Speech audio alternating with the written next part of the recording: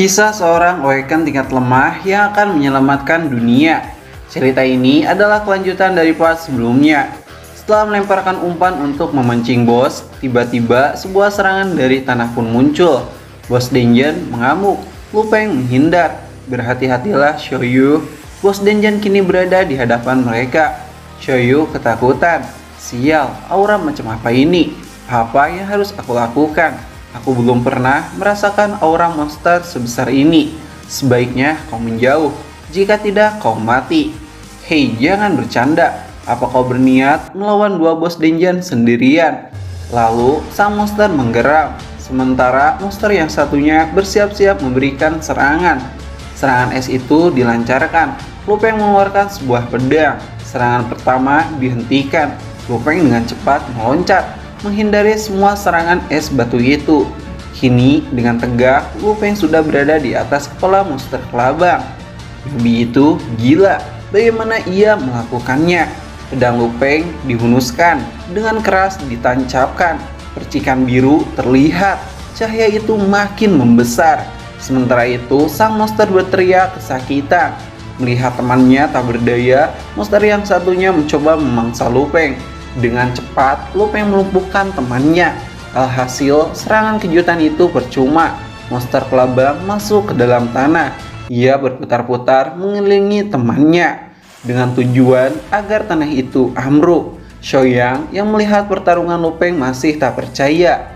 Ini gila, bahkan selai bajunya saja tidak tersentuh. Ia bukan Yubi biasa, melainkan seorang dewa. Tak lama berselang, tanah di sekitar Lu Peng ambruk. Rencana monster kelabang berhasil. Kini Lu Peng berada di bawah sana. Monster kelabang itu menarik Lu Peng seperti mainan. Lu Peng yang tak terima mulai memperlihatkan kekuatannya. Sebuah tebasan kepala hingga ekor ia ukir di tubuh sang raja. Sang raja berteriak kesakitan. Setelah selesai, Lu Peng meloncat ke bos yang satunya. Dengan pergerakan cepat, sebuah tebasan leher dilakukan. Kini, kedua bos Denjin itu berhasil dikalahkan. Setelah mengalahkannya, sebuah item muncul. Dan item itu adalah sebuah pedang kembar yang memiliki rank tingkat B. Item ini tidak terlalu buruk. Bahkan, item ini bisa setarakan dengan item rank A. Pedang kembar ini kuat. Di saat yang bersamaan, notif pun muncul. Jika bos di dalam dungeon telah berhasil dikalahkan. Dalam 1 menit lagi, semua awaken yang selamat akan segera kembali. Cahaya kuning terang terlihat, yang menandakan raid kali ini telah berakhir. Apa? Sulit dipercaya. Yubi itu berhasil mengalahkannya. Dari jauh, Xiaoyang melihat cahaya. Bos, dia berhasil mengakhiri dungeon ini. Setelah itu, mereka keluar. Yang tersisa, Lu Peng, Xiaoyu, dan Xiaoyang. Orang-orang yang melihat raid kali ini cukup terkejut. Lihat, ada yang keluar. Apa? Yang selamat hanya 3 orang. Bos, hampir saja aku menyelesaikan latihanku 2 kali lipat dari apa yang kau perintah. Baguslah, di raid berikutnya aku yakin kau akan jauh lebih kuat. Bos, apakah kita akan lanjut ke dungeon berikutnya? Tidak, sebaiknya kau beristirahatlah. Ada beberapa hal yang harus aku lakukan. Sementara itu, Xin pun berpindah ke tempat kantornya Anya, di mana di sana Anya memanggil asisten pribadi almarhum ayahnya. Asisten itu menceritakan masalah pendapatan perusahaan yang menurun. Tiba-tiba Anya mengatakan, "Kau dipecat." Asisten itu menolak dengan alasan ia sudah dari dulu menjadi asisten pribadi sang ayah. Anya mengatakan, "Kau pikir aku bodoh? Semua kerugian ini adalah ulahmu. Kau mengkhianati perusahaanku. Semua bukti sekarang ada di tangan. Sebaiknya kau menyerah. Jika tidak, kau akan berakhir di kantor polisi." Sang asisten itu terkejut. Bagaimana bisa? Bocah ini dia tahu. Dan akhirnya sang asisten pun dipecat. Tak lama berselang, seseorang sekretaris Anya datang. Ia mengatakan jika seseorang pria ingin menemuinya. Beberapa kali ia ada di sana. Apakah kita harus menelepon polisi? Kurasa tidak. Biarkan saja laki-laki itu. Baiklah Nyonya, aku pergi dulu. Hanya melihat ke jalan. Terlihat Lu Peng berada di sana. sambil melambaikan tangannya. Laki-laki sialan, Lupeng kembali mengechatnya, memberikan beberapa gombalan agar Anya masuk ke dalam mulutnya. Anya tersipu malu, namun perjuangan Lupeng harus berakhir di situ, karena kotak Lupeng kini telah diblokir. Lupeng juga mencoba membujuk yang lain, akan tetapi Zhao menolak, sedangkan Xu Tao masih sibuk dengan PR sekolah. Kini Lupeng harus berpikir keras, bagaimana ia bisa mengumpulkan mereka semua. Sedangkan bencana besar akan terjadi beberapa minggu lagi. Kemudian malam pun tiba, di mana Lupeng mengajak semua anggotanya untuk datang ke suatu tempat.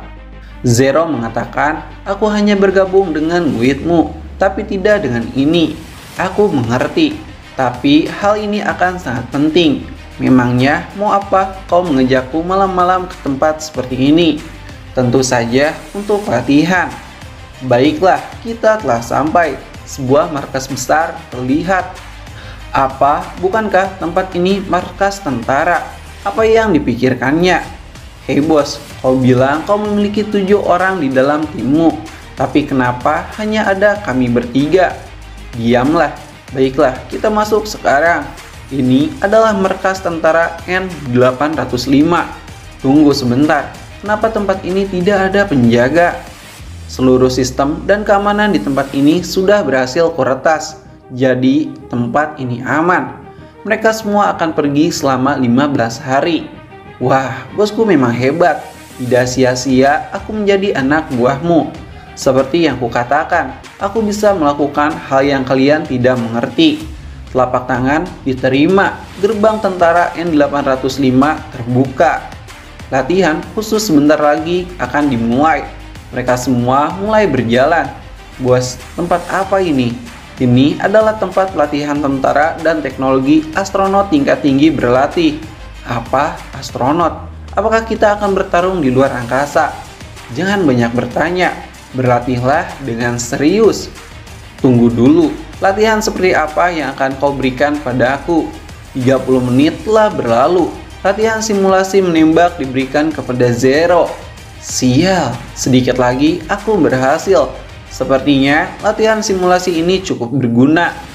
Bos, apa simulasi ini bisa kau tingkatkan lagi? Tentu saja. Wah, bos ini keren sekali. Latihan kali ini aku menyukainya. Baguslah, tetap bersemangat seperti itu, Xiaoyang. Baiklah, tapi aku sedikit lapar. Sementara Sojun masih berlatih. Terlihat ia cukup kesulitan untuk simulasi mengendalikan avatarnya.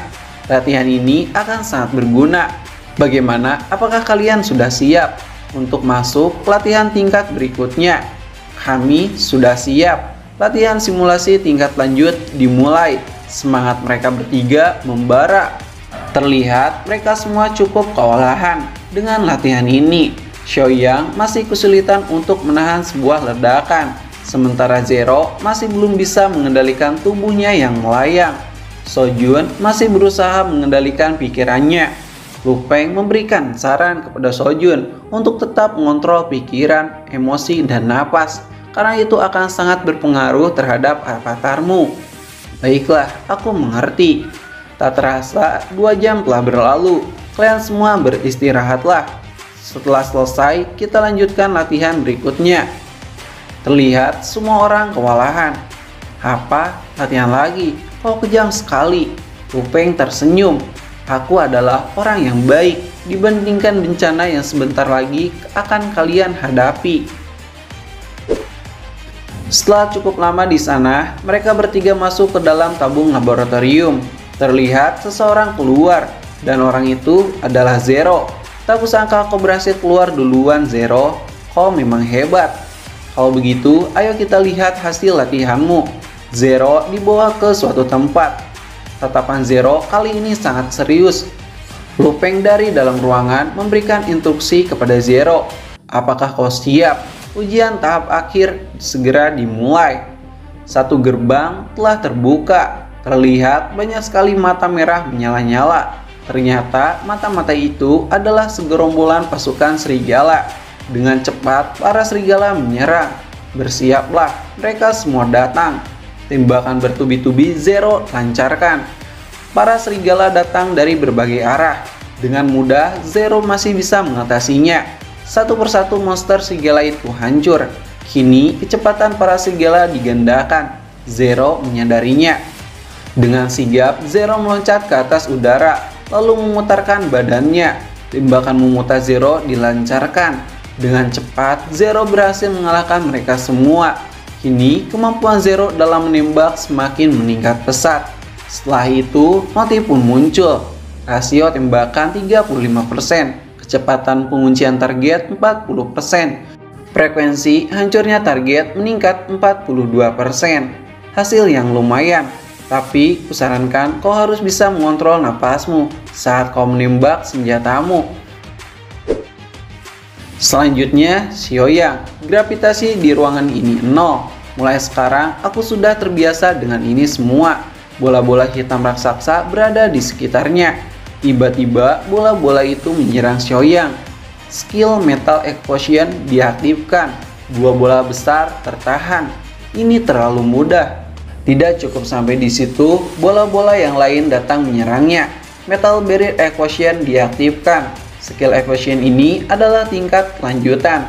6 bola raksasa berhasil ditahan. Lihatlah kekuatan baruku.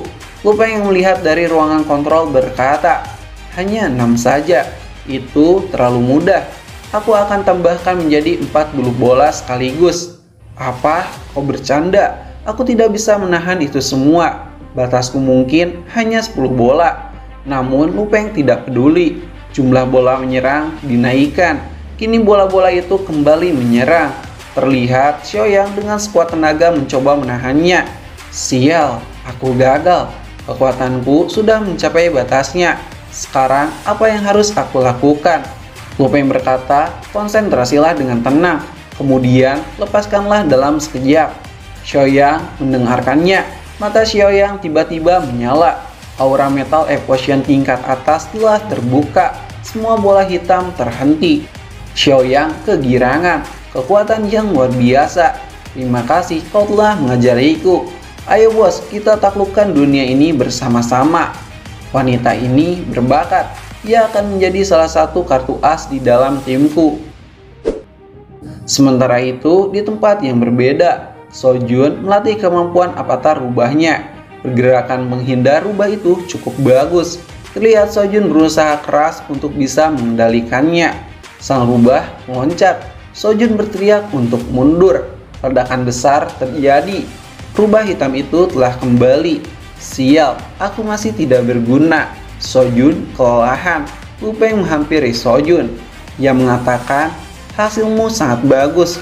Kau banyak berkembang. Dari 7 detik, sekarang kau bisa mengendalikannya selama 3 menit. Tapi itu waktu yang singkat. Tenanglah Sojun, seiring berjalannya waktu, nanti kau akan terbiasa. Ayo Sojun, ujian kali ini kau lulus. Kita semua sudah selesai. Mereka semua keluar. Sebaiknya kalian beristirahatlah. Yes, aku sangat pede dengan kekuatanku yang sekarang. Ah sial, kerjaan rumah pasti telah menungguku. Lelahnya. Kemudian Lupeng melihat sistem. 72 jam lagi bencana besar Denjen akan segera terjadi. Sepertinya dengan waktu yang tersisa, aku harus menaikkan levelku. Terima kasih buat kalian yang udah nonton sampai habis. Jangan lupa untuk di like dan di subscribe ya, supaya channel ini makin berkembang. Dan buat kalian yang gabut ingin donasi, silahkan donasi aja ya. Jika sudah, terima kasih.